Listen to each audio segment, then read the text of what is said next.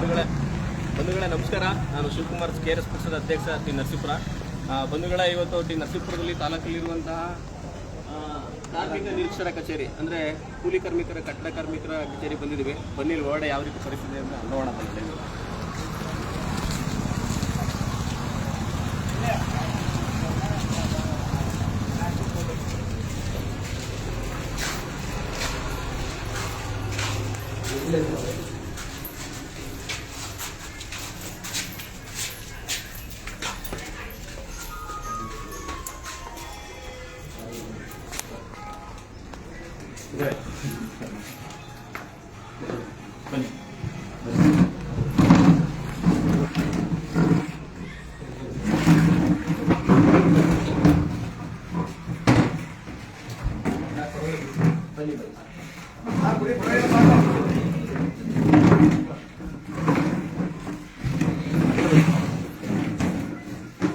ಕಡೆ ಜಾಗ ಇಲ್ಲ, ಕೂತ್ಕೊಳ್ಳಿ ಇಲ್ಲ ಸರ್, ಕೂತ್ಕೊಳ್ಳಿ.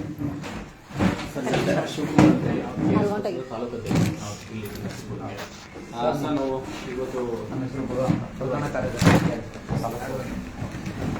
ಇವತ್ತು ಬಂದಿರೋದು ಏನು ಈಗ ಮಾಮೂಲಿ ಆಲ್ಮೋಸ್ಟ್ ಏನು ಲೇಬರ್ ಕಾರ್ಡ್ ಮಾಡ್ಕೊಟ್ಟಿದ್ದೀರಲ್ಲ, ಸೊ ಅದು ಸಂಬಂಧಪಟ್ಟಂಗೆ ಸ್ವಲ್ಪ ಡೀಟೇಲ್ಸ್ ಕೇಳೋಣ ಅಂತ ಬಂತು. ಏನು ಅಂತಂದ್ರೆ, ಹೊರಗಡೆ ಈಗ ಲೇಬರ್ ಕಾರ್ಡ್ ಯಾರೋ ಹೊಸದಾಗಿ ಮಾಡಿಸ್ಬೇಕಾಗುತ್ತೆ. ಅವ್ರು ಏನ್ ಮಾಡ್ತಾರೆ ಅಂದ್ರೆ, ಇದು ಸೈಬರ್ ಸೆಂಟರ್ಗಳಲ್ಲೆಲ್ಲ ಆನ್ಲೈನ್ ಅಪ್ಲಿಕೇಶನ್ ಆಗ್ತದೆ. ಬಟ್ ಅಲ್ಲೇನಾಗುತ್ತೆ ಅಂದ್ರೆ ರೇಟ್ ಆಫ್ ಕಾಸ್ಟ್ ಏನಾಗುತ್ತೆ ಜಾಸ್ತಿ ಆಗುತ್ತೆ. ಈಗ ನಿಮ್ಮಲ್ಲಿ ಮಿನಿಮಮ್ ಚಾರ್ಜಸ್ ಏನಿದೆ, ಮತ್ತೆ ಆ ಲೇಬರ್ ಕಾರ್ಡ್ಗೆ ಆನ್ಲೈನ್ ಅಪ್ಲಿಕೇಶನ್ ನೀವೇ ಹಾಕೊಡುವ ಇಲ್ಲಿ, ಅದ್ರ ಬಗ್ಗೆ ಸ್ವಲ್ಪ ಪಬ್ಲಿಕ್ಗೆ, ಸಾರ್ವಜನಿಕರಿಗೆ ಒಂದು ಮಾಹಿತಿ ಹೋಗ್ಲಿ ಏನೋ ಉದ್ದೇಶ. ನನ್ನ ಹೆಸರು ಸದಾನಂದ ಅಂತೇಳಿ ಅಂತ ನಿರೀಕ್ಷರ ಕಚೇರಿಯಲ್ಲಿ DO ಕೆಲಸ ಮಾಡ್ತಾ DO. ಸರ್, ಏನಂದರೆ ಈ ಕಟ್ಟಡ ಕಾರ್ಮಿಕರ ನಮಗೆ ಏನೋ ಸ್ಕೀಮ್ ಇದೆ, ಅದಕ್ಕೆ ಆನ್ಲೈನ್ ಅಪ್ಲಿಕೇಶನ್ಸ್ ಆಗಿದೆ ಸರ್. ಆನ್ಲೈನ್ ಅಪ್ಲಿಕೇಶನ್ಸು ಎಲ್ಲಿ ಬೇಕಾದ್ರೂ ಅರ್ಜಿ ಆಗ್ಬೋದು. ಈಗ ಸಾಮಾನ್ಯವಾಗಿ ಪ್ರತಿಯೊಂದು ಗ್ರಾಮದಲ್ಲಿ ಕೂಡ ಗ್ರಾಮ ಒಂದಗಳಿದೆ, ಅದು ಅಥರೈಸ್ಡ್ ಗೌರ್ಮೆಂಟ್ ಸರ್ವಿಸ್ ಸೆಂಟರ್, ಇದರ ಫ್ರಾಂಚೈಸಿ ಸರ್ವಿಸ್ ಸೆಂಟರ್, ಅಲ್ಲೂ ಕೂಡ ಅಪ್ಲಿಕೇಶನ್ಸ್ನ ಅವರು ರೈಸ್ ಮಾಡೋದು ಆಗ್ಬೋದು. ಸಾಮಾನ್ಯವಾಗಿ ಪ್ರತಿಯೊಂದು ಗ್ರಾಮ ಪಂಚಾಯತಿ ಇದೆ, ಅಲ್ಲಿ ಗ್ರಾಮ ಪಂಚಾಯತಿಯಲ್ಲಿ ಇಂತಿದ್ದ ಅಪ್ಲಿಕೇಶನ್ಗೆ ಇಂತಿದ್ದ ರೇಟ್ ಅಂತ ಫಿಕ್ಸ್ ಮಾಡಿದ್ದಾರೆ. ಒಂದು ಅಪ್ಲಿಕೇಶನ್ಸ್ಗೆ 30 ರೂಪಾಯಿ ಒಂದು ಅಪ್ಲಿಕೇಶನ್ ಹಾಕಲಿಕ್ಕೆ ಅಂತ ಇದೆ. ಅಲ್ಲಿ ಹೋದರೆ ಪ್ರತಿಯೊಂದು ಗ್ರಾಮದಲ್ಲೂ ಅವರೇನು ತಾಲೂಕು ಕಚೇರಿಗಳು ಅಲಿಬೇಕಾಗಿಲ್ಲ ಅಥವಾ ಡಿಸ್ಟ್ರಿಕ್ಟ್ ಕಚೇರಿಗಳು ಕಲಿಬೇಕಾಗಿಲ್ಲ, ಅವರು ಡೋರ್ ಸ್ಟೆಪ್ಪಲ್ಲಿ ಅವ್ರು ಎಲ್ಲಿ ಗ್ರಾಮದಲ್ಲಿದ್ದಾರೆ ಅಲ್ಲಿನೇ ಅಪ್ಲಿಕೇಶನ್ ಹಾಕ್ಬೋದು. ಪ್ರತಿಯೊಂದು ಗ್ರಾಮ ಪಂಚಾಯತಿ ಮಟ್ಟದಲ್ಲಿ ಕೂಡ ಇದೆ. ಆಮೇಲೆ ಹೋಬಳಿ ಮಟ್ಟದಲ್ಲಿ ಕರ್ನಾಟಕ ಬಂದಿದೆ, ಮತ್ತೆ ಟಿ ನರಸೀಪುರ ಹೋಬಳಿ ಮಟ್ಟದಲ್ಲಿ ಕೂಡ, ತಾಲೂಕು ಮಟ್ಟದಲ್ಲಿ ಕೂಡ ಕರ್ನಾಟಕ ಬಂದಿದೆ. ಸೊ ಅಲ್ಲಿ ಅರ್ಜಿ ಹಾಕ್ಬೋದು. ಮತ್ತೆ ಅನೇಕ ಕಾರ್ಮಿಕ ಸಂಘಗಳು ರಚನೆ ಆಗಿರ್ತವೆ, ಸಂಘಗಳು ಕೂಡ ನೋಂದಣಿಯನ್ನು ಮಾಡ್ತಿರ್ತಾರೆ. ಫುಲ್ಲಿ ಅದು ಆನ್ಲೈನ್ ಆಗೋದ್ರಿಂದಾಗಿ ಅಪ್ಲಿಕೇಶನ್ ಆನ್ಲೈನ್ ಅಪ್ಲಿಕೇಶನ್ ಹಾಕ್ಬೋದು. ರಿನ್ಯೂವಲ್ ರಿಜಿಸ್ಟ್ರೇಷನ್ ಒಂದು 12 ರೀತಿ ಏನು ಸೌಲಭ್ಯಗಳು ಸಿಗ್ತದೆ, ಎಲ್ಲ ಸೌಲಭ್ಯಗಳು ತಕ್ಕಂತೆ ಆನ್ಲೈನ್ ಅಪ್ಲಿಕೇಶನ್ಸ್ ಓಪನ್ ಆಗಿರ್ತದೆ. 24/7 ಅವರು ಅಪ್ಲಿಕೇಶನ್ ಹಾಕ್ಬೋದು, ಗ್ರಾಮ ಒಂದರಲ್ಲಿ ಹಾಕ್ಬೋದು. ಬಟ್ ನಮಗೆ ಸರ್ ಇಲ್ಲಿ ಸಾರ್ವಜನಿಕರಿಗೆ ಯಾವ ತರ ತೊಂದರೆ ಆಗ್ತದೆ ಅಂತಂದ್ರೆ, ಈಗ ನೀವು ಹೇಳಿದ್ರು ಒಂದು 30 ರಿಂದ 50 ರೂಪಾಯಿ ಇರುತ್ತೆ. ಬಟ್ ಇವತ್ತು ಲೇಬರ್ ಕಾರ್ಡ್ಗೆ 300 ರಿಂದ 400 ರೂಪಾಯಿ ಚಾರ್ಜ್ ಮಾಡ್ತಾರೆ. ನಮಗೆ ಮಾಹಿತಿ ಬಂದ್ರೆ 300 ರಿಂದ 400 ರೂಪಾಯಿ. ಏನಾಗಿದೆ ಸರ್, ಖಾಸಗಿ ಸರ್ವಿಸ್ ಸೆಂಟರ್ಗಳು ಹೋದಾಗ ಅವೇನೋ ಮಾಡ್ಬೋದು. ಬಟ್ ಅದನ್ನ ಗೌರ್ಮೆಂಟ್ ಅವರೇ ಒಂದು ಪ್ರತಿ ಗ್ರಾಮ ಪಂಚಾಯತಿ ಮಟ್ಟದಲ್ಲಿ ಗ್ರಾಮವನ್ನು ಓಪನ್ ಮಾಡೋದಕ್ಕಾಗಿ ಅಲ್ಲಿ ರೇಟ್ ಆಫ್ ಹಾಕೋದು, ಇಂಥ ಅಪ್ಲಿಕೇಶನ್ ಇಷ್ಟೇ ರೇಟು ಅಂತ ಹಾಕ್ಬಿಟ್ಟಿರ್ತಾರೆ. ಸೊ ಪಾರದರ್ಶಕವಾಗಿರ್ತದೆ, ಅಲ್ಲಿ ಅಪ್ಲಿಕೇಶನ್ ಹಾಕ್ಬೋದು. ನಿಮ್ಮ ಹತ್ರ ತಂದು ಏನಿಲ್ಲ ಸರ್, ಫುಲ್ಲಿ ಆನ್ಲೈನ್ ಇದೆ. ಇಲ್ಲಿಗೆ ತಂದು ಕೆಲವರಿಗೆ ಏನಾಗ್ತಾರೆ ಅಂದ್ರೆ, ಸೈಬರ್ ಸೆಂಟರ್ ಹೋದ್ರೆ ನಮ್ಗೆ ಅಮೌಂಟ್ ಜಾಸ್ತಿ ಕೇಳ್ತಾರೆ. ಇಲ್ಲೇ ಲೇಬರ್ ಈಗ ನಮ್ಮಲ್ಲಿ ಕೆಲವು ಜನ ಬರ್ತಾರೆ ಸರ್, ಬಂದಾಗ ರೆಫರ್ ಮಾಡ್ತೀವಿ. ನೀವು ಗ್ರಾಮಕ್ಕೆ ಹೋಗಿ, ಈಗ ವಾಟಾಳ್ ಪಂಚಾಯತಿ ವ್ಯಾಪ್ತಿಯಲ್ಲಿ ಬರ್ತಾರೆ, ವಾಟಾಳ್ ಗ್ರಾಮ ಪಂಚಾಯತಿ ವ್ಯಾಪ್ತಿಯಲ್ಲಿ ಗ್ರಾಮಕ್ಕೆ ಹೋಗಿ, ಅಲ್ಲಿ ಸರ್ವಿಸ್ ಸೆಂಟರ್ಲಿ 30 ರೂಪಾಯಿ ಅಪ್ಲಿಕೇಶನ್ ಹಾಕ್ತೀವಿ. ಈಗ ಬನ್ನೂರು ಕರ್ನಾಟಕ ಬಗ್ಗೆ ಅಲ್ಲಿ ಅಪ್ಲಿಕೇಶನ್ ಹಾಕ್ತೀವಿ, ಅಥವಾ ಸೋಸ್ಲಿ ಪಂಚಾಯತಿನ ಅಲ್ಲೂ ಕೂಡ ಗ್ರಾಮ ಅಲ್ಲಿ ಟೋಟಲಿ ಎಲ್ಲ ನಾಗರಿಕ ಸೌಲಭ್ಯಗಳು ಕೂಡ ಎಲ್ಲ ಇಲಾಖೆ ಸಂಬಂಧಪಟ್ಟ ಆನ್ಲೈನ್ ಅಪ್ಲಿಕೇಶನ್ ಕೂಡ ಅಪ್ಲಿಕೇಶನ್ ಹಾಕ್ತೀವಿ, ಬಂದು ರೆಫರ್ ಮಾಡ್ತೀವಿ. ಬಟ್ ಇಲ್ಲ online application labour card procedure ಏನಿದೆ ಸರ್? ಅಂದ್ರೆ ಈಗ ಒಂದು ಲೇಬರ್ ಕಾರ್ಡ್ ಅಲ್ಲಿ ಮೊದಲೇ ಮುಖ್ಯವಾಗಬೇಕು ಮತ್ತು ಎಂಪ್ಲಾಯ್ಮೆಂಟ್ ಸರ್ಟಿಫಿಕೇಟ್.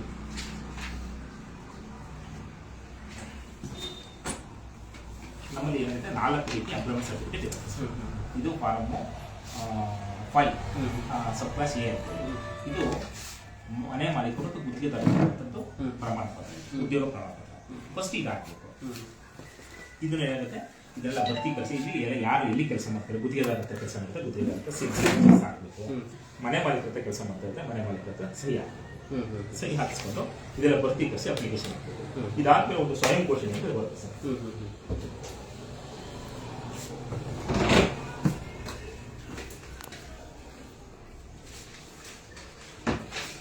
ಎರಡು ಅಪ್ಲಿಕೇಶನ್ ಫಾರ್ಮ್ ಸರ್ ಆನ್ಲೈನ್ ಅಲ್ಲೇ ಸಿಗುತ್ತೆ.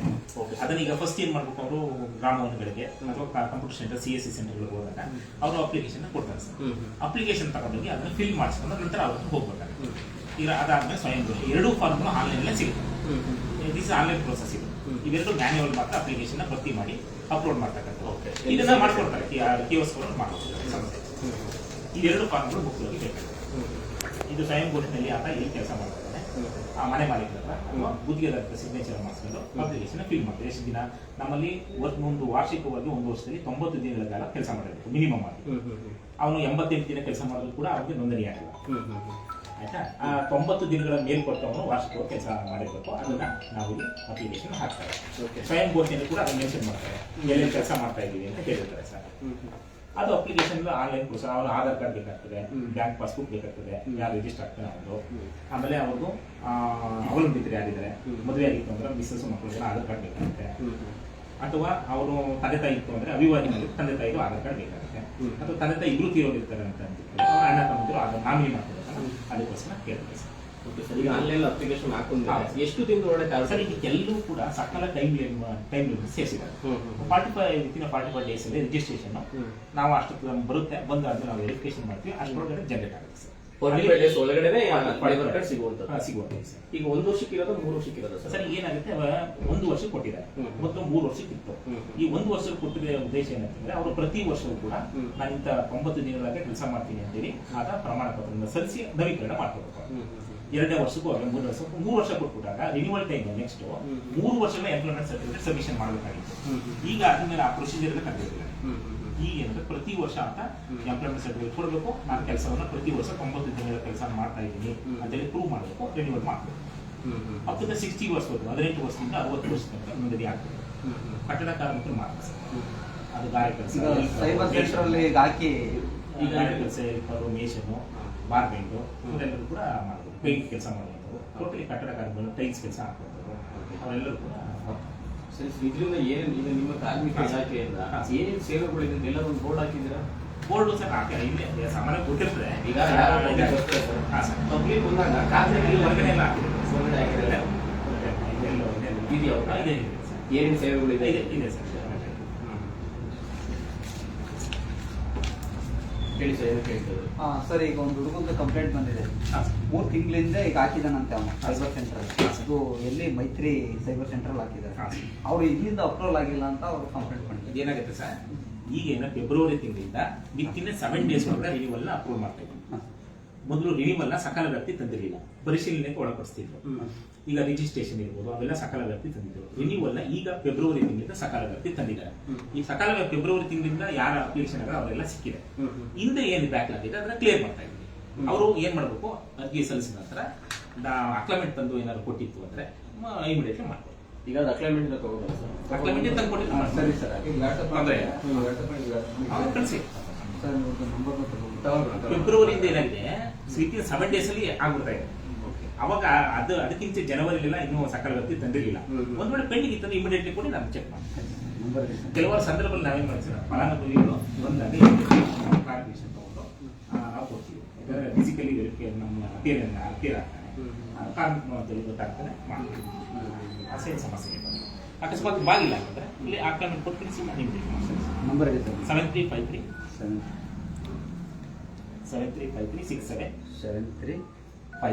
67 3416.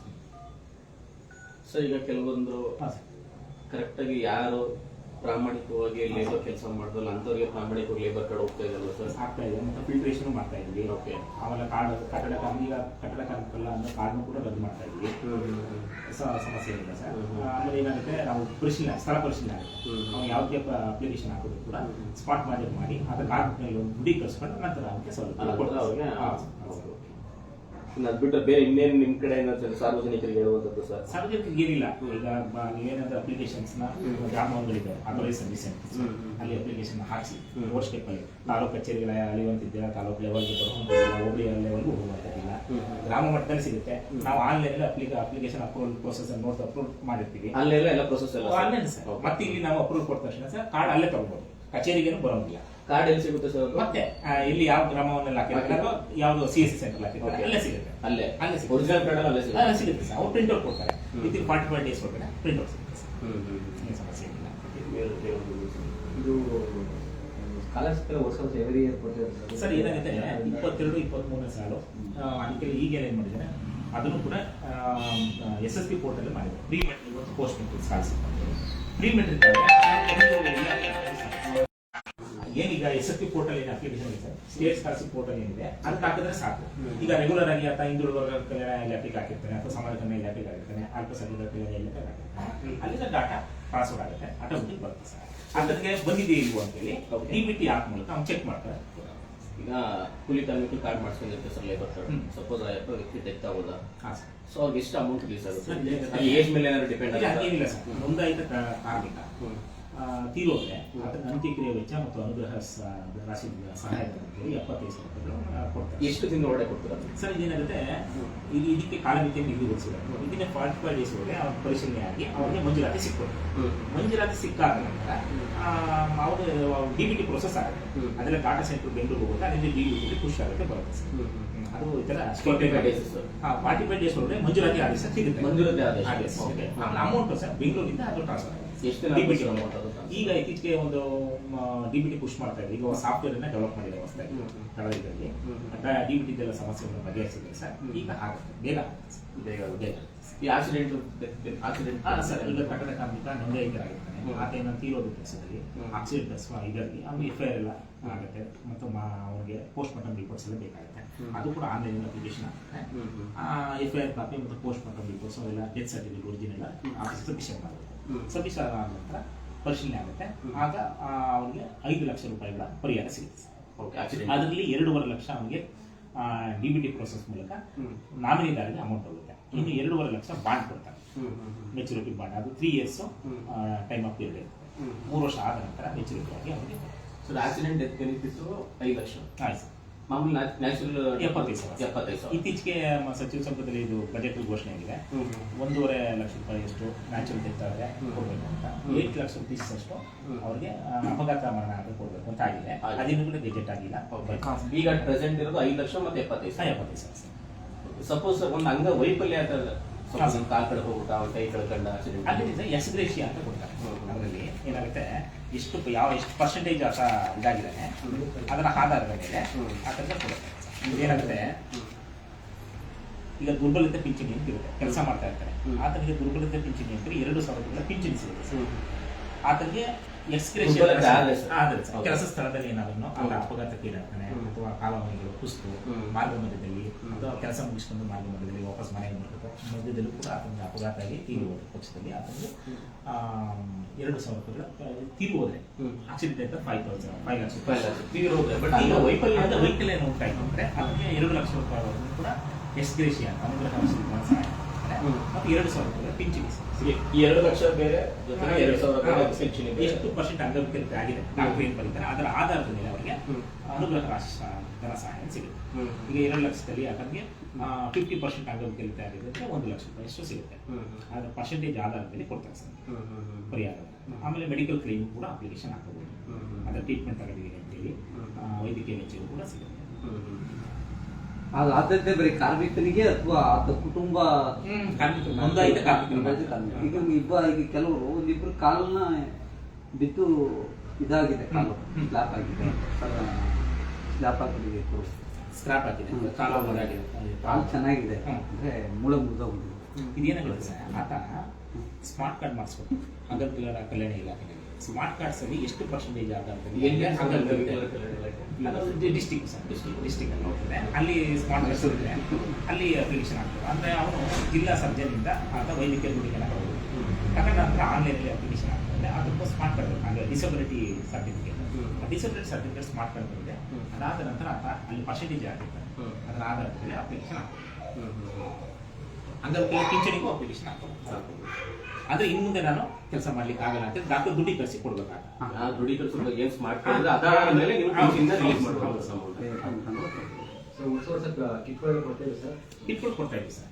ಅಂದ್ರೆ ಈಗ ಕಿಟ್ಗಳಂದ್ರೆ ನಮ್ಮಲ್ಲಿ ಏನಾಗುತ್ತೆ, ಅಪ್ಲಿಕೇಶನ್ ಕಾಲ್ ಮಾಡ್ತೀವಿ. ಪ್ರತಿಯೊಂದು ಸ್ಕೀಮ್ಗಳು ಕೂಡ ಅಪ್ಲಿಕೇಶನ್ ಇನ್ವೈಟ್ ಮಾಡಿ ಆಮೇಲೆ ಅದನ್ನ ನೋಡ್ಬಿಟ್ಟು ನಾವು ಕೊಡ್ತೀವಿ ಸರ್. ಈಗ ಗೊತ್ತಾಗದೇ ಇಲ್ಲ ಈಗ ಈಗ ಇಲ್ಲ ನಾವು ನೋಟಿಸ್ ಬೋರ್ಡ್ ಹಾಕಿರ್ತೀವಿ ಸರ್. ಇಲ್ಲಿ ಸರ್, ನಾವು ಈಗ ಆಮೇಲೆ ನೋಟಿಸ್ ಹಾಕಿರ್ತೀವಿ ಒಂದು ಸಹ. ಆಮೇಲೆ ಎಲ್ಲ ಕಾರ್ಮಿಕ ಸಂಘಗಳಿದ್ದಾರೆ, ಹೋಬಳಿ ವಾರ ಸಂಘಗಳಿದ್ದಾರೆ, ಅವ್ರಿಗೆ ಮಾಹಿತಿ ಕೊಡ್ತೀವಿ ಅವರಲ್ಲಿ ಸರ್ಕ್ಯುಲೇಷನ್. ಸರ್ ಈಗ ಇಲ್ಲಿ ಏನಾಗ್ತದೆ ಅಂದ್ರೆ ಸರ್, ನೀವು ಗ್ರಾಮಗಳಲ್ಲಿ ನೋಡ್ಬೋದು, ಇಲ್ಲೂ ಕೂಡ ರಾಜಕೀಯ ಇದೆ. ರಾಜಕೀಯ ಈಗ ನನಗೆ ಗೊತ್ತಿರಲ್ಲ ಮಾಹಿತಿ, ಅವ್ರಿಗೆ ಗೊತ್ತಿರುತ್ತೆ, ಅವ್ರು ಬೇಕಾದವ್ರು 4 ಜನ ಕರ್ಕೊಂಡು ಬಂದು ಆನ್ಲೈನ್ ಅಪ್ಲಿಕೇಶನ್ ಹಾಕ್ಬಿಟ್ಟು ತಗೊಳ್ತಾರೆ. ಬಟ್ ಗೊತ್ತಿಲ್ಲದಿರುವಂತ ಫಲಾನುಭವಿಗಳು ಪೇಷನ್ಸ್ ಆಗಿದ್ದಾರೆ. ಇಲ್ಲಿ ಏನಾಗುತ್ತೆ ಸರ್, ಅಪ್ಲಿಕೇಶನ್ ಒಂದ್ಸರಿ ನಾವು ಇನ್ವೈಟ್ ಮಾಡಾದ್ಮೇಲೆ ಸುಮಾರು 1 ತಿಂಗಳ ಕಾಲ ಸರ್ ಅಷ್ಟೊತ್ತಾಗಲೇ ಎಲ್ಲರಿಗೂ ಜನರಿಗೆ ಸ್ಪ್ರೆಡ್ ಆಗಿರುತ್ತೆ. ಕಾರ್ಮಿಕ ಸಂಘಗಳ ಮೂಲಕ ಇದು ಮಾಡಿರ್ತೀವಿ, ಪ್ರಚಾರ ಮಾಡಿರ್ತೀವಿ, ನೋಟಿಸ್ಗಳು ಕೂಡ ಹಾಕಿರ್ತೀವಿ, ಅವ್ರಿಗೆ ಮಾಹಿತಿ ಹೋಗಿ ಸರ್ಕ್ಯುಲೇಟ್ ಆಗಿರುತ್ತೆ. ಕಾಲಕ್ಕೋಸ್ಕರ ಅಪ್ಲಿಕೇಶನ್ ಇನ್ವೈಟ್ ಮಾಡ್ತೀವಿ. ಅಪ್ಲಿಕೇಶನ್ ಆದ ನಂತರ ಬರ್ತದೆ, ಲಾಸ್ಟ್ ಡೇಟ್ ಆದ್ಮೇಲೆ ಬಂದು ಕೂಡ ಅಪ್ಲಿಕೇಶನ್ ತಗೊಂಡು ನೆಕ್ಸ್ಟ್ ಬ್ಯಾಚ್ ಕೊಡ್ತೀವಿ, ಪ್ರಿಫರೆನ್ಸ್ ಮಾಡಿ ಅಂತ ಹೇಳ್ತೀವಿ ಸರ್. ಅಲ್ಲಿ 300 ಜನ ಇರೋದು, 300 ಜನಕ್ಕೆ ಬರೀ 10 ಕಿಟ್ ಬಂದಿರೋದು. ಇಲ್ಲಿ ಏನಾಗುತ್ತೆ ಸರ್, ಎಷ್ಟು? 10 ಕಿಟ್ ಬರ್ತವೆ ಅಂತ ಅದ್ರಲ್ಲಿ 150 ಅಪ್ಲಿಕೇಶನ್ ಬರ್ತವೆ. ಅದನ್ನ ನಾವು ಸೀನಿಯರ್ ನೋಡ್ಬಿಟ್ಟು ಕೊಡ್ತೀವಿ. ಅವ್ರು ಯಾರಿದ್ದಾರೋ ನೆಕ್ಸ್ಟ್ ಬ್ಯಾಚ್ ಅಲ್ಲಿ ಅವ್ರನ್ನ ನೆಕ್ಸ್ಟ್ ಕನ್ಸಿಡರ್ ಮಾಡ್ತೀವಿ. Okay okay. ಇಲ್ಲಿ ಏನಾಗುತ್ತೆ ಸರ್, ಈಗ ನಮ್ಮಲ್ಲಿ 12,000 ಜನ ಆಗುತ್ತೆ ಮೊದಲೇ ಆಗಿದೆ. 12,000 ಕಿಟ್ಟು ಏಕಕಾಲಕ್ಕೆ ಬರಲ್ಲ, ಸ್ವಲ್ಪ ಬರ್ತದೆ, 150, 300, 500 ಈ ತರ ಬರ್ತದೆ ಸರ್. ಬಂದಾಗ ನಾವು ಅದನ್ನ ಅಪ್ಲಿಕೇಶನ್ ಇನ್ವೈಟ್ ಮಾಡಿ ಅಪ್ಲಿಕೇಶನ್ ಆಮೇಲೆ ಕನ್ಸಿಡರ್ ಮಾಡ್ತೀವಿ. ಜಾಸ್ತಿ ರೇಟು ಈಗ ಹಿಂದೆ ತಗೊಂಡಿದ್ದಾರೆ ಇಲ್ವಾ ಅವೆಲ್ಲ ನೋಡ್ತೀವಿ. ಒಬ್ಬರು ಒಂದೇ ಬಾರಿ ಇಲ್ಲೇ 22 ಇಸ್ರಲ್ಲಿ ಕೊಟ್ಟಿದ್ದೀವಿ, 25 ಈ ಸರಿ ಕೊಟ್ಟಿದ್ದೀವಿ, 24 ಕೊಟ್ಟಿದ್ದೀವಿ, 25 ಕೊಡ್ತಾ ಇದ್ದೀವಿ. ಆಗ ನೋಡಿ ಹಿಂದೆ ತಗೊಂಡಿದ್ದೀವಿ, ಅಪ್ಲಿಕೇಶನ್ ಕಾರ್ಡ್ ತಗೊಂಡು ನೋಡ್ತೀವಿ, Aadhaar card labour card check ಮಾಡಿ ಹಿಂದೆ ತಗೊಂಡಿಲ್ಲ ಅಂದ್ರೆ ಲೇಬರ್ ಕಡೆ ಇರುತ್ತೆ. ಸಪೋಸ್ ಈಗ ಏನೋ ಒಂದು ಪ್ರಾಬ್ಲಮ್ ಆಗಿರುತ್ತೆ, ಏನೇ ಹೆಲ್ತ್ ಇಶ್ಯೂ ಆಗಿರುತ್ತೆ, ಒಂದು 50,000 ರೂಪಾಯಿ ಬಿಲ್ ಆಗಿರುತ್ತೆ ಎಲ್ಲಿ ಹಾಸ್ಪಿಟಲ್. ಸೊ ಆ ಬಿಲ್ ಏನಿದೆ ತಗೊಬಂದು ನಿಮ್ಮ ಹತ್ರ ಕೊಟ್ಟರೆ ಅದು ಕ್ಲೈಮ್ ಮಾಡ್ಬೋದು ಸರ್. ಏನಾಗುತ್ತೆ, ಅದು ಪ್ರಮುಖ ವೈದ್ಯಕೀಯ ವೆಚ್ಚ ಅಂತ ಬರುತ್ತೆ ಸರ್.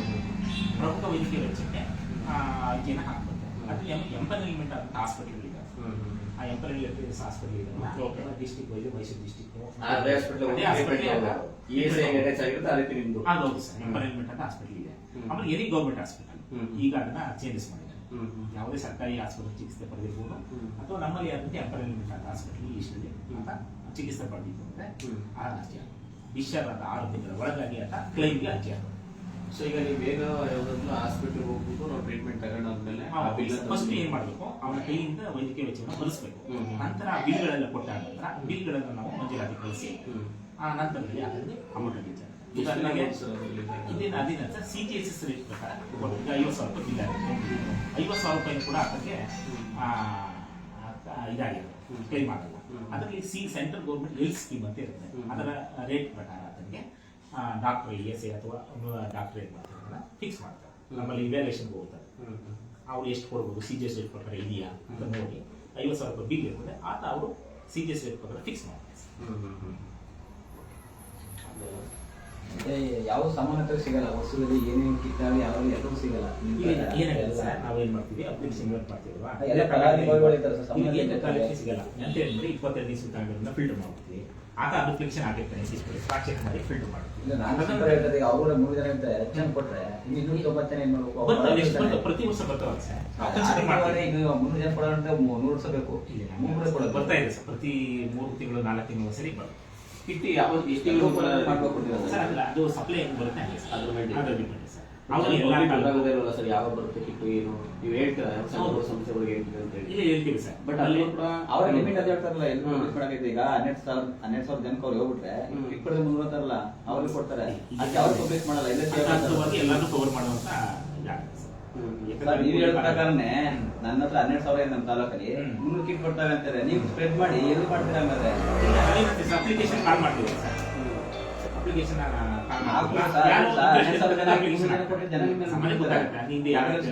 ಅದೆಲ್ಲ ಫಿಲ್ಟರ್ ಮಾಡ್ತೀವಿ, ನಂತರದಲ್ಲಿ ಅಂತದ್ದು ಕೊಡ್ತೀವಿ ಸರ್. ಎಲ್ಲ ಫಲಾನುಭವಿಗಳು ಪ್ರತಿ ವರ್ಷ ಕವರೇಜ್ ಆಗುತ್ತೆ, ಒಂದೇ ಬಾರಿ ಎಲ್ಲರೂ ಕವರೇಜ್ ಸರ್ ಹಂಗಿಲ್ಲ.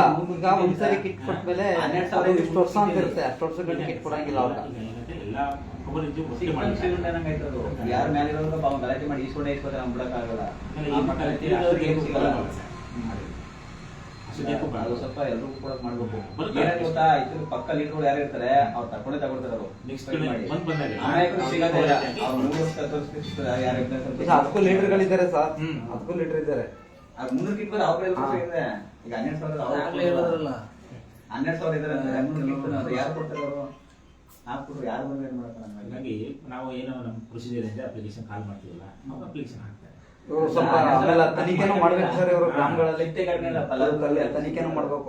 ಎಷ್ಟೋ ಜನ ಎಜುಕೇಶನ್ ಮಾಡಿರೋರು ಈ ಕೆಲಸ ಮಾಡಿರೋರು ಗ್ರಾಮದಲ್ಲಿರೋರು ಏನಾದ್ರು ಇನ್ಫಾರ್ಮ್ ಇತ್ತು ಖಂಡಿತ ನಾವು ಇನ್ಫಾರ್ಮ್ ಮಾಡಿ, ಖಂಡಿತ ಕ್ಲಿಕ್ ಆಗುತ್ತೆ ಏನು ಸಿಕ್ತು ಅಂದ್ರೆ ಖಂಡಿತ ಇನ್ಫಾರ್ಮ್ ಮಾಡಿ ಕಡ್ಡ ರದ್ದು ಮಾಡೋ ಕೆಲಸವನ್ನು ಮಾಡ್ತೀವಿ ಸರ್. ಹಾಗಾಗಿ ಸಾರ್ವಜನಿಕರು ಅದನ್ನ ಸಹಕರಿಸ್ಬೋದು. ಕಂಡು ಬಂದು ಕಾರ್ಮಿಕರೆಲ್ಲ ಕಂಡು ಬಂದಾಗ ಒಂದು ಲೇಬರ್ ಕಡೆ ಏನಾದ್ರು ಎಸ್ ಅಂತ ಹೇಳಿದ್ರೆ ಅಪಾಯಿಂಟ್ ಮಾಡಿ. ಮಕ್ಕಳಿಗೆ ಯಾರಾದ್ರೂ ಇದನ್ನ ಕಳಿಸ್ಬೇಕು. ಅದು SSP ಅದೆಲ್ಲ ಗೊತ್ತಿದ್ರೆ ಹಾಕಿದ್ರೆ ಗೊತ್ತಿರೋದ್ರೂ ನೀವು ಅಡ್ವೈಸ್ ಮಾಡಿ. ನಮ್ದು ಲೇಬರ್ ಸ್ಕಾಲರ್ಶಿಪ್ ಅಪ್ಲಿಕೇಶನ್ 2 years ಕಾರ್ಮಿಕ ಮಾಡ್ತಾರಂದ್ರೆ ಅವ್ನಿಗೆ ನಿಮ್ಮ ಇಲಾಖೆ ಏನಾದ್ರು ಶಿಕ್ಷಣ ಇಲಾಖೆಯಿಂದ ರೆಗ್ಯುಲರ್ ಆಗಿ ಆಗ್ತಾರೆ. Pre matric post metric.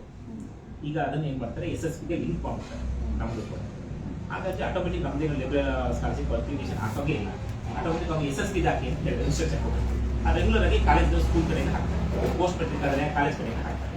Pre metric ಆದರೆ ಸ್ಕೂಲ್ ಕಡೆಯಿಂದ ಒಂದು ಸರಿ ಹಾಕಿರ್ತಾರೆ. 1ನೇ ತರಗತಿ ಅಡ್ಮಿಷನ್ ಆಗಿ ಹಾಕಿದಾಗ ಆತ ಪಾಸ್ ಆದಾಗ ಅಥವಾ ರಿನ್ಯೂವಲ್ ಆಗುತ್ತೆ. SLC ಪ್ರತಿ ವರ್ಷ ಏನಿಲ್ಲ ಏನಿದೆ.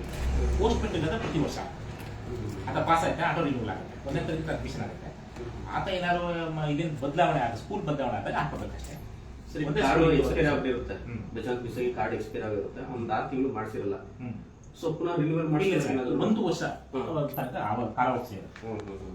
ಎಕ್ಸ್ಪೈರ್ ಆಗಿ ಹೌದು ಸರ್. 1 year ಇವತ್ತು ಈ ಡೇಟ್ ಎಕ್ಸ್ಪೈರ್ ಆಗುತ್ತೆ. ಈ ಡೇಟ್ ಇಂದ ಬರೋ ವರ್ಷವರೆಗೂ ಕೂಡ ಇಂಗ್ಲಿಷ್ ದಿನಾಂಕದವರೆಗೂ ಕೂಡ ಅದಕ್ಕೆ ಅವಕಾಶ ಇಲ್ಲ. ಆ ನಂತರ ಮಾಡಲಿ ಅಂದ್ರೆ ಆಟೋಮೆಟಿಕ್ ಅದು ಕಾರ್ಡು ಇನ್ಆಕ್ಟಿವ್ ಆಗುತ್ತೆ. ಪುನಃ ಹೊಸ ಮಾಡಿಸ್ಬೇಕಾಗುತ್ತೆ. ಹೊಸ ಮಾಡಿಸ್ಬೇಕು. ಪುನಃ ಹೊಸ ಮಾಡಿಸ್ಬೇಕು. ಬಟ್ ಬೆನಿಫಿಟ್ ಕಮ್ಮಿ ಆಗುತ್ತೆ. ಅಲ್ಲ ಸೀನಿಯರಿಟಿ ಹೋಗುತ್ತೆ. ಹೊಸ ನೋಂದಣಿ ಅವ್ರಿಗೆ ಏನೇ ಬೆನಿಫಿಟ್ ಸಿಗಬೇಕು ಅಂದ್ರೆ 1 ವರ್ಷ ಆಗಬೇಕು ಸೀನಿಯರಿಟಿ. ತದನಂತರದಲ್ಲಿ ಸ್ಕಾಲರ್ಶಿಪ್ಸ್ ಈ ವರ್ಷ ಕಾರ್ಡ್ ಮಾಡ್ತಾರೆ. ಬರೋ ವರ್ಷದಿಂದ ರಿನ್ಯೂವಲ್ ಆಯ್ತು ಅಂದ್ರೆ ಸ್ಕಾಲರ್ಶಿಪ್ ಸಿಗುತ್ತೆ. ಈ ವರ್ಷ ನೋಂದಣಿ ಆಗ್ಬಿಟ್ಟು ಸ್ಕಾಲರ್ಶಿಪ್ ವರ್ಷನೇ ಬರಲ್ಲ. ಆತ ನೆಕ್ಸ್ಟ್ ಇಯರ್ಸ್ಗೆ 1 ವರ್ಷ ಆಗಬೇಕು ಸೀನಿಯರಿಟಿ. ಸರ್ ಪಿಂಚಣಿ ಸೇರೋದಕ್ಕೆ ಎಷ್ಟು ಸರ್ ಅವನು ಈಗ ಅಂದ್ರೆ ನಮ್ಮಲ್ಲಿ 3 ವರ್ಷ ಸದಸ್ಯತ್ವ ಹೊಂದಿದ್ರೆ ಸಾಕು. 60 ವರ್ಷದ ಪೂರೈಸಿದ್ರೆ 3 ವರ್ಷ ಸದಸ್ಯತ್ವದೊಂದಿಗೆ 60 ವರ್ಷ ಪೂರೈಸಿದ್ರೆ ಅದು ಪಿಂಚಣಿ ಸಿಗುತ್ತೆ. ಕಂಟಿನ್ಯೂಸ್ 3 ವರ್ಷ ಸದಸ್ಯತ್ವ ಇರುತ್ತೆ. ಉದಾಹರಣೆಗೆ 57 ವರ್ಷಕ್ಕೆ ರಿಜಿಸ್ಟರ್ ಆಗ್ತೀನಿ ಅಂತ ಇಟ್ಕೊಳ್ಳಿ. 60 ವರ್ಷದ ತನಕ 3 ವರ್ಷ ಕಂಟಿನ್ಯೂಸ್ ಆಗಿ ರಿನ್ಯೂವಲ್ ಮಾಡ್ತಾರೆ. ನಂತರ ಪಿಂಚಣಿ ಸಿಗುತ್ತೆ. 3,000 ಪಿಂಚಣಿ ಸಿಗುತ್ತೆ. ಈಗ ಅವನು 18 ವರ್ಷದಿಂದ 60 ವರ್ಷಕ್ಕೂ ನೋಂದಣಿ ಅವಕಾಶ ಇದೆ. ಪಿಂಚಣಿ ಸೌಲಭ್ಯ ಸಿಗಬೇಕು ಅಂದ್ರೆ ಮುಂಚಿತವಾಗಿ 57 ವರ್ಷದ ಒಳಗಡೆ ರಿಜಿಸ್ಟರ್ ಆಗಿದೆ. ಹಂಗಾಗಿ ಪಿಂಚಣಿ ಸೌಲಭ್ಯ ಈಗ 58 ಆಗ್ತಾರೆ. ಅದಕ್ಕೆ ಏನು ಮದುವೆ ಬೆನಿಫಿಟ್ ಅಥವಾ ಆಕ್ಸಿಡೆಂಟ್ ಆದಾಗ ಅಥವಾ ಡೆತ್ ಆದಾಗ ಇನ್ನಿತರ ಸೌಲಭ್ಯಗಳು ಸಿಗುತ್ತೆ. ಸ್ಕಾಲರ್ಶಿಪ್ ಎಲ್ಲ ಸಿಗುತ್ತೆ. ಪಿಂಚಣಿ ಸಿಗಬೇಕು ಅಂದ್ರೆ 57 ವರ್ಷ ಒಳಗಡೆ ರಿಜಿಸ್ಟರ್ ಪಿಂಚಣಿ ಎಲ್ಲ ಕರೆಕ್ಟ್ ಇರುತ್ತೆ. ಅದೇ ತೊಂದರೆ ಇಲ್ಲ. ಸಮಾನತೆ ಇಲ್ಲ, ಸಮಾನತೆ ಇದೆ. ಬರ್ತದೆ. ಮಕ್ಕಳಿಗೆ ಆನ್ಲೈನ್ ಅಪ್ಲಿಕೇಶನ್ ಹಾಕಿದ್ಮೇಲೆ ಯಾವಾಗ ಮದುವೆ ದಿನ 6 ತಿಂಗಳ ಒಳಗಾಗಿ ಅಪ್ಲಿಕೇಶನ್ ಹಾಕ್ಬೋದು. ಕಾಲ್ ಮಾಡಿದ್ರೆ ಇಲ್ಲ ನಡೀತದೆ ಅಂತ ಅದು ನಡೀತಾ ಪ್ರತಿ ವರ್ಷ. ಅಕ್ಟೋಬರ್ ತಿಂಗಳು ಮದುವೆ ಲಗ್ನ ಶುರು ಆಗ್ತದೆ ಅಥವಾ ಮಾರ್ಚ್ ತಿಂಗಳು ಶುರು ಆಗ್ತದೆ. ಮದುವೆ ಮಾರ್ಚ್ ತಿಂಗಳ ಆಗ್ಬೋದು, ಅಕ್ಟೋಬರ್ ತಿಂಗಳ ಆಗ್ಬೋದು. ಏನ್ ತೊಂದರೆ ಇಲ್ಲ. ದಿಕ್ಕಿನ ಮದುವೆ ದಿನಾಂಕದಿಂದ 6 ತಿಂಗಳ ಒಳಗಾಗಿ ಅಪ್ಲಿಕೇಶನ್ ಹಾಕಿದ್ರೆ ಅವಕಾಶ ಇದೆ. 6 ತಿಂಗಳ ಮ್ಯಾರೇಜ್ಗೆ 60,000 ಅಂದ್ರೆ ಯಾರು ತಂದೆ ಬಂದು ಲೇಬರ್ ಕಾರ್ಡ್ ಫಲಾನುಭವಿ ಆತನ 2 ಮಕ್ಕಳಿಗೆ ಅಥವಾ ಫಲಾನುಭವಿ ಅವನಿಗೆ. ಸಪೋಸ್ ಈಗ ನಾನು ಲೇಬರ್ ಆಗಿದ್ರೆ ಅವ್ನು ಬರುತ್ತೆ. ಫಲಾನುಭವಿ ಆಗಿದ್ರೆ ನಾನು ಮದುವೆ ಕೊಟ್ಟು ನಂಗೆ ಒಂದು ಬರುತ್ತೆ ಸರ್. ಎಷ್ಟು ಅಮೌಂಟ್ ಅದಕ್ಕೆ 60,000 ಮಿನಿಮಮ್ 6 ತಿಂಗಳು ಕೂಡ ಆನ್ಲೈನ್ ಅಪ್ಲಿಕೇಶನ್ 1 ವರ್ಷ ಆಗಿರ್ಬೇಕು. 1 ವರ್ಷ ಆಗಿರ್ಬೇಕು. ಲೇಬರ್ ಕಾರ್ಡ್ ಮಾಡಿಸಿ 1 year ಸೀನಿಯರಿಟಿ 1 ವರ್ಷದ ಒಳಗಡೆ ಇದ್ರೆ ಈಗ ಮಾರ್ಚ್ ತಿಂಗಳು ಕಾರ್ಡ್ ಮಾಡಿಸ್ಕೊಡ್ತಾನೆ, ಏಪ್ರಿಲ್ ತಿಂಗಳು ಮದುವೆ ಆಗ್ತಾನೆ. ಹೌದು, ಕರೆಕ್ಟ್ ಮಾಹಿತಿ. ಒಂದು ವರ್ಷಗಳ ಸೀನಿಯರಿಟಿ. ಪಬ್ಲಿಕ್ ಮಾಡಿ ಸರ್. ಎಲ್ಲ ಬ್ರೋಕರ್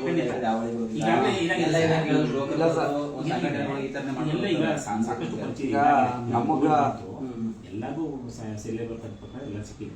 ಏನಾಗುತ್ತೆ ಈಗ ನಾವು ಹಂತವಾಗಿ ಫಿಲ್ಟ್ರೇಷನ್ ಮಾಡ್ಕೊಂಡು ಬರ್ತಾ ಇದ್ದೀವಿ. ಯಾರು ಲೇಬರ್ ಇದ್ರೆ ಕಂಟಿನ್ಯೂಷನ್ ಸಿಗುತ್ತೆ, ಲೇಬರ್ ಅಲ್ಲದೆ ಇದ್ರೆ ರಿಜೆಕ್ಟ್. ಈ ಕೋವಿಡ್ ಆದ ನಂತರ ಸ್ವಲ್ಪ ರಿಜಿಸ್ಟ್ರೇಷನ್ ಜಾಸ್ತಿ ಆಗಿದೆ, ಪ್ರಚಾರ ಜಾಸ್ತಿ ಸಿಗುತ್ತೆ ಆಟೋಮೆಟಿಕ್ ಆಗಿ.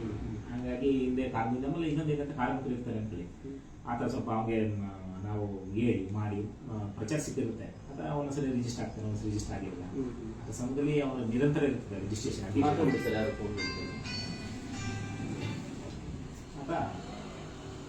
ಅದೇ ಸರ್ ಅಧಿಕಾರಿಗಳು ಅವೇರ್ನೆಸ್ ಕೊಡ್ತಾ ಇದ್ದಾರೆ. ಆಟೋ ಪ್ರಚಾರ ಆಗಿದೆ, ಎಲ್ಲರಿಗೂ ಪ್ರಚಾರ ಆಗ್ತಾ ಇದೆ. ಕೂಡ ಆಟೋ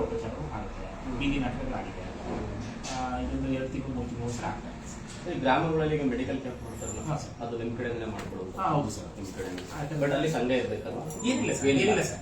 ಈಗ ಒಬ್ಬ ಕಾರ್ಮಿಕ ನಮಗೆ ಅಪ್ರೋಚ್ ಮಾಡಿದ್ರೆ 40-50 ಜನ ಕಾರ್ಮಿಕರಿದ್ದೀವಿ ಅಂದ್ರೆ ಅವ್ರಿಗೆ ಮತ್ತು ಅವಲಂಬಿತರಿಗೆ ಎಲ್ಲರಿಗೂ ಕೂಡ ಬೆನಿಫಿಟ್ ಇಷ್ಟ. ಅದಕ್ಕೆ ಏನಾದ್ರು ಅರ್ಜಿ ಎಲ್ಲ ಕೊಟ್ಟು ಏನಿಲ್ಲ, ಅವ್ರು ನಮ್ಗೆ ಇನ್ಫಾರ್ಮ್ ಮಾಡ್ಬೇಕು. ಈಗ ನಮ್ಗೆ ಇಲ್ಲಿ ಕಾರ್ಮಿಕ ಸಂಘ ಇರುತ್ತೆ, ವಿಷಯ ತಿಳಿಸ್ತೀವಿ. ನಮ್ಮಲ್ಲಿ 300 ಜನ ಇದ್ದಾರೆ. ಮಾಡಿ ಸರ್, ನೀವು ಹೇಳಿದ್ರೆ ನಾಳೆನೇ ಕಳಿಸ್ಬೋದು. ಈಗ ನಾನು ಒಂದು ಹೆಲ್ತ್ ಕ್ಯಾಂಪ್ ಮಾಡಿಸ್ಬಿಟ್ಟು ಮಾಡಿ ಸರ್. ಈಗ ಕರ್ನಾಟಕ ರಿಪೋರ್ಟ್ ರಾಜ್ಯ ಸುಪ್ರೀಂ ಕೋರ್ಟ್ನಿಂದಾನೆ ರಿಪೋರ್ಟ್ ನಮ್ಮ KRS ಪಕ್ಷದಿಂದಾನೆ ಮಾಡ್ಬೋದು. ನೀವು ನಾಳೆನೇ ಹೇಳಿ, ನೀವು ಇವತ್ತೆಲ್ಲ ಮೀಟಿಂಗ್ ಸೇರ್ಬಿಟ್ಟು ಹೇಳಿ ನಾಳೆ ಕಳಿಸ್ಬೋದು. ಸರಿ ಸರ್. ಇದು ನೋಡಿ ಸರ್, ಆರೋಗ್ಯ ತಪಾಸಣೆ ಇತ್ತು, ಈ ಥರ ರಿಪೋರ್ಟ್ಸ್ ರಿಪೋರ್ಟ್ ಅದು ಮೆಡಿಕಲ್ ಟೆಸ್ಟ್ ಆಗಿದೆ, ಇಷ್ಟು ರೀತಿಯ ಇಷ್ಟು ಏನು doctor consultation and detail physical test ಎಲ್ಲರೂ ಯಾವ ನಾಳೆ ಭಾನುವಾರ ಸಿಗ್ತಾರೆ, ಇವತ್ತು ಇರ್ತಾರೆ. ಭಾನುವಾರ ಆಯ್ತು.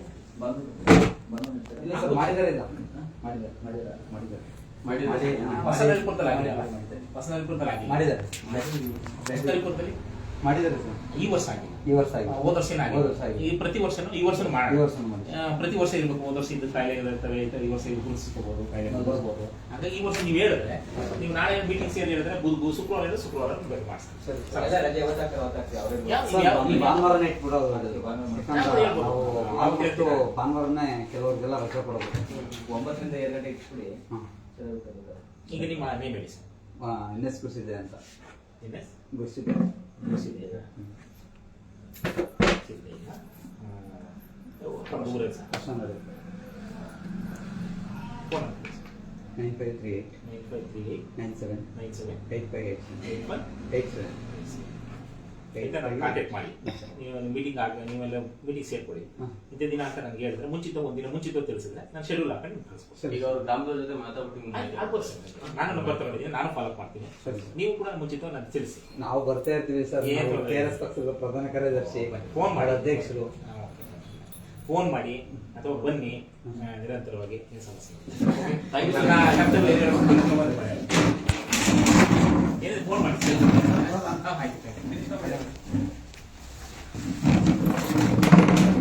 ಇಲ್ಲ ಹೋಗ್ಬೇಕು ಹೋಗ್ತಾ ಇದೆ ಅಷ್ಟೊತ್ತಿಗೆ.